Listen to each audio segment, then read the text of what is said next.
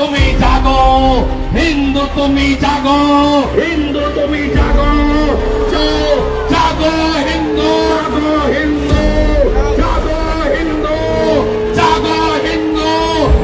হিন্দু তুমি জাগো কলকাতায় সমাবেশ থেকে ডাক দিলেন শুভেন্দু। বাংলাদেশে হিন্দুদের উপর অত্যাচারের প্রতিবাদে আজ পথে নামলেন সনাতনী সমাজ। হাইকোর্টের অনুমতি নিয়ে রানী রাসমণি অ্যাভিনিউতে 50টি সংগঠনের ডাকে সমাবেশে উপস্থিত ছিলেন শুভেন্দু অধিকারী।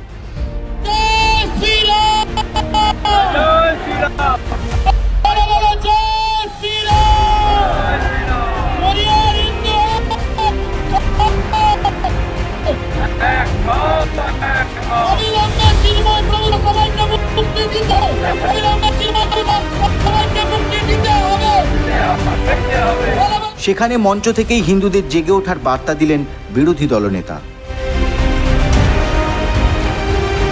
বাংলাদেশের গণতন্ত্রের গণহত্যা, হিন্দু নিপীড়নের একের পর এক ছবি প্রকাশ্যে এসেছে। সুনামগঞ্জের একের পর এক বাড়ি, দোকান লুটপাট ভাঙচুর হচ্ছে। ভাঙা হয়েছে অন্তত 2টি মন্দির। আজ শুভেন্দু অধিকারী বললেন, হিন্দুদের ঐক্যবদ্ধ হতে হবে। এ লড়াই চলছে, এ লড়াই চলবে। বেলা অনেক হয়ে গেছে, 1 গ্লাস জল দিতে পারিনি।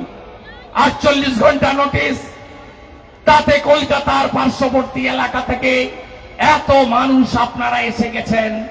আমি প্রণাম জানাই আপনাদের, যারা সাহায্য সহযোগিতা করেছেন, চিরঋণী। মঠ থেকে, মন্দির থেকে সবাই এসেছেন। সনাতন সমাজ, সন্ত সমাজ, সনাতন সংস্কৃতি পরিষদ, নানা ধরনের প্রতিষ্ঠান থেকে রাজনৈতিক ব্যক্তিত্ব, নির্বাচিত প্রতিনিধি, আপনারা পেট্রোপোলে গিয়েছিলেন, আজকেও এসেছেন। আমি ব্যক্তিগতভাবে প্রণাম এবং কৃতজ্ঞতা জানাই। আগামীকাল 6 ডিসেম্বর সর্বত্র সূর্য দিবস পালন করবেন, সূর্য দিবস পালন করবেন। আগামীকাল বিকেলে কলকাতায় বর্ণাঢ্য মিছিল বেরোবে, আমি থাকবো। মিছিল শুরু হবে শ্যামবাজার 5 মাথার মোড়ে, শেষ হবে স্মৃতির মোড়ে। সূর্য দিবস পালন করবেন, 500 বছরের স্বপ্ন পূরণ। জয় জয় শ্রীরাম, জয় জয় শ্রীরাম, জয় জয় শ্রীরাম।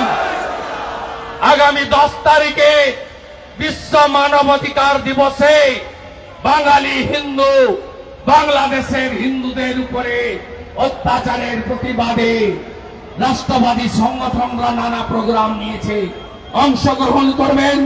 আমি নিজে সকাল 10টায় বসিরহাটের ঘোজাডাঙ্গাতে অবরোধে থাকবো, সীমান্ত অবরোধে থাকবো 10 তারিখে সকাল 10টার সময়।